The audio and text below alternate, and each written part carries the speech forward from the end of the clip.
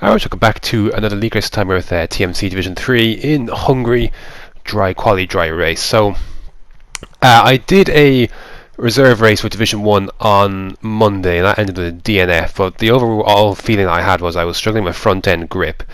So I tried a few different things, but the big thing I wanted to change heading into this was my roll bars. So, you can see there, 4.5 was what I was running before. I decided to run with 8.6.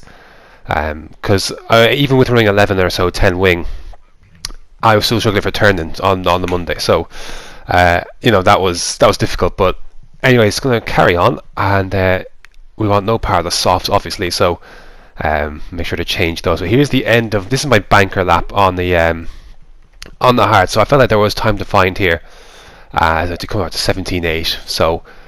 Which is fine for a banker, cool. I can build on that. Never actually did in the end. I didn't. I think I screwed up both times in my next few laps. Here is my what would be my fastest lap. Coming out of turn 12, see big bones there at the back end, and losing time. And I thought, okay, well, look, I went out. I left enough time for 2 runs in, so I could at least go again. So coming across the line, it's going to be a 17.2, is it? Just about 17.2, but anyway, so here is then the next lap. You can see there 8 seconds or so left, so good run out of turn 1. I actually ended up going too far down into the climb there, and I run wide, so I've lost a bit of time there, but we'll gain a little bit of it back. But again, the big time that was going to be saved was at turn 12. So anyways, come through turn 4, nicely done, gain a bit of time as we head up then towards the chicane. You can cut the crap out of the second part of this, and I took a bit too much out of it. I can see now why it was. But you can be very aggressive on it. I want to keep going anyways just to see what I could actually, how much I could have improved by. So we head through turn 11. I believe it's turn 11, so you get a much better run that time round as well, make up some time, and then obviously the bulk of the time is going to all come in sector 3. So no twitch at the back end, you can see the time ramping up, and by the time obviously I'm going to go into the pits here. So it was 2 tenths up, just about heading through that second to last corner. Now, so we could have between that and then the mistake at turn 2 there, could have easily been in the 16s, but we're not. If it's the 17.2, it's going to stand at the end. It's 8th place on the mediums, and there's a number of mediums runners in front of me. So, and there's people on the softs as well. So. It could be a tough one. Did I put a transition there? Oops. So softs to mediums to hards is the strategy here. So here we go then. Here is the race. 5 red lights, and away we go. Not a bad start, I have to say, but going under pressure here from PFC Steve on the left hand side. There's going to be a car on my right hand side in a sec. I think it's unsafe release. Just take it nice and easy into this turn 1. I have to avoid Javier there just a bit. There's a car on my left. Caesar is round. I think he was actually the highest of the medium runners. Or sorry, second. Ali was the highest of the medium runners. But heading in then, so we lost position to Steve, who's up to 6th, and we gained a position on Caesar just behind us. So, oh no, we can't. We stayed put, and overtaking opportunities are limited here. So, it's just one of the reasons why I want to try a very low downforce setup and try for straight line speed. But it just wasn't comfortable on the times where it was quick, so that's why we went with 10-11 wings for this one. So we're going to cut ahead here to lap 3. DRS is enabled but not active yet, and you see Caesar coming through, and I have to try and cover this off. It was quite a narrow line for him to take inside, so left in that space, bit of contact there, go wide, and he actually has his own incident. I was actually watching this stream afterwards, and I just want to see what happened, because I know there was contact, and I saw him on the grass, like, I didn't do that, did I? But thankfully, well, I didn't hit him, and he had a moment of traction. We just keep ahead of unsafe release here. There's a big crowd in front. There's Javier, there's PFC Steve, there is Awesome Dude, there is CVG, some Ali as well. Some of these guys are on softs, you can see that here. So heading down towards this end, lap 4, you can see wing damage already flying there for the end. And Stevie G is around, Awesome Dude, and PFC Steve have an accident as well. Javier, I think, has wing damage, but in the midst of all that, we need to go around. We see unsafe release on my right hand side, and I can't really. I don't want to lose this position. So I thought I was in the superior place here, but I wasn't far enough forward down the inside here.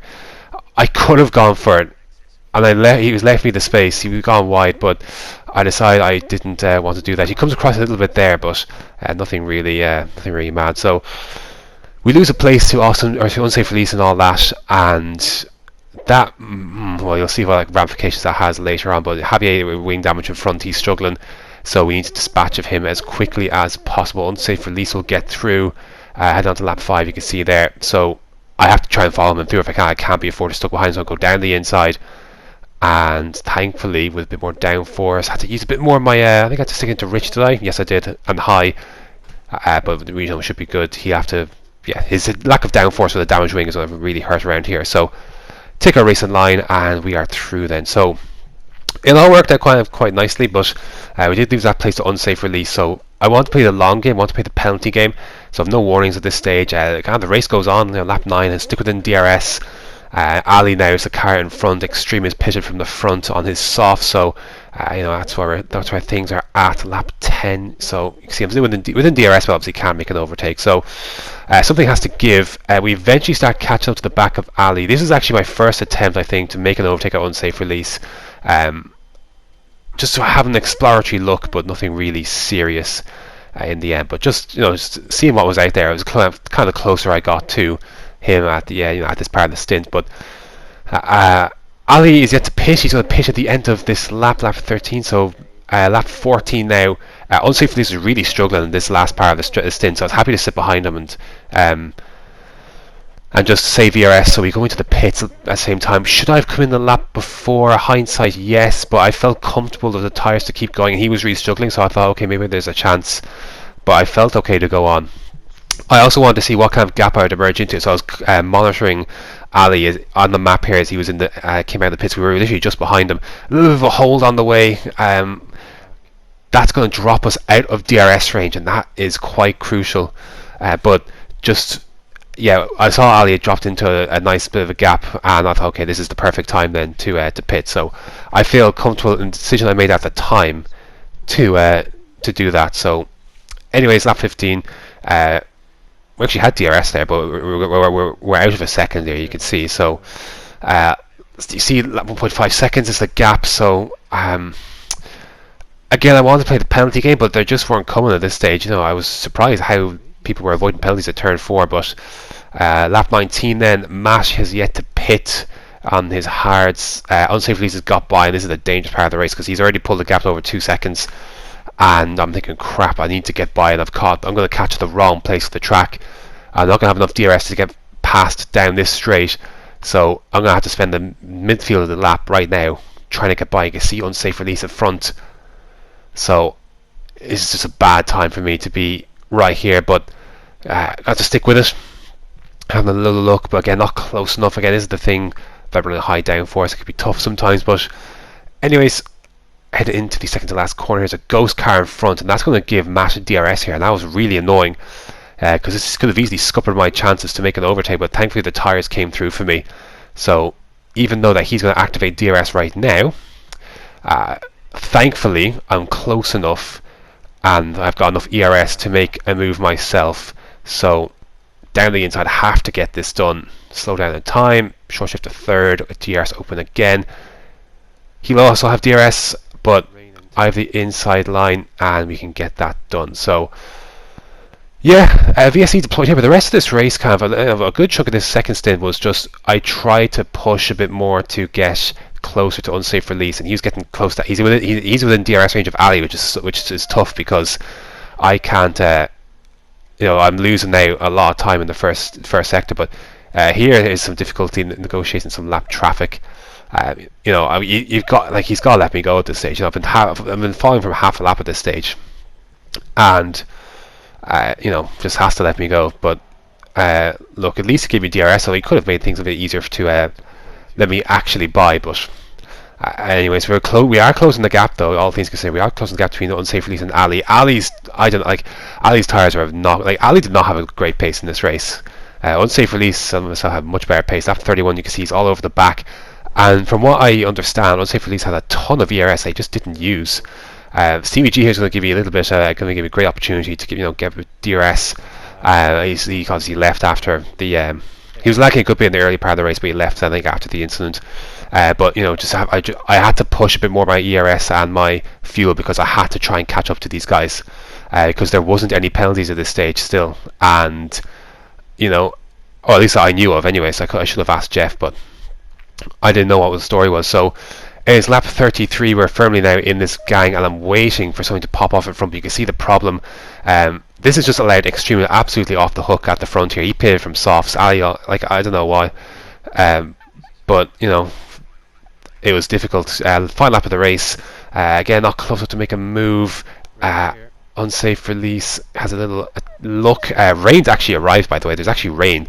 It's started to rain, so I was like, maybe something might pop off in this last lap, you know. But you know, I just had to follow around and see if anything else presents itself. Extreme is going to win this race. You know, that's a tough one. I'm not going to lie. I don't think he had the. Yeah, I think in race pace, I think myself an unsafe release and a bunch of other people, Caesar as well, I think would have definitely given a better run for his money. But you know, Ali here, you know, there's nothing I can, there's nothing you could do at this stage, and he's just pent up here behind, and no one can get by, and you know, he's so much slower. Like unsafe release is a good like 4 or 5 seconds behind, and you know, lost all that time. You can see here, as I head to the north of third sector, he's getting very close to unsafe release. I was absolutely convinced he was going to make an attempt here. Like, how do you not dive down the inside here and send it? Like, for second place, like you know, why wouldn't you? But anyways, things are getting interesting. I want to just see if I can get about down the inside or something. A little bit of a snap of oversteer. Rain is affecting things somewhat, but not by enough. So Extreme is going to win the Hungarian Grand Prix. Ali's going to finish in second. Penalty to unsafe release will promote me to third, which I was surprised at. I actually didn't realise the penalty until literally just now. So, all things considered, yeah, that was a difficult one.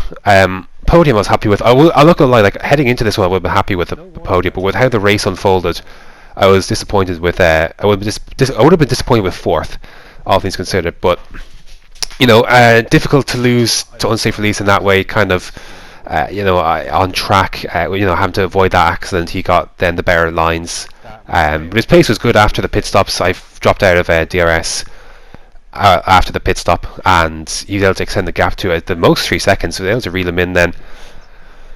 But yeah, I mean, yeah, look, considering for Monday, I'll take it. I finished ahead of Caesar, so that's fine. He finished behind with the fastest lap. Other than that, yeah, not a ton. Yeah, Extreme, like the softs and the hard, I didn't think would work, but I think Extreme got let off the hook in many ways with the various stuff that happened in this race. But there you go, that's part of it. It's rare to convert pole to win here on the soft compound tire. So fair play to him. To be fair, did make it work. But there you go. Then that's the final result there. That's going to do it for round number 12, 13 of TMC. You can see the lap times there. No warnings in this one. I was very happy about that, but it didn't really count for. It did count for something. I got a podium out of it, so you know what? It did count for something. I just thought we'll count for a little bit more. So, that's going to do it. Next up, I believe, is Belgium. So that should be fun. So, until next time. Hindsight, I should have undercut with Ali, but I felt comfortable to go on. But you can't.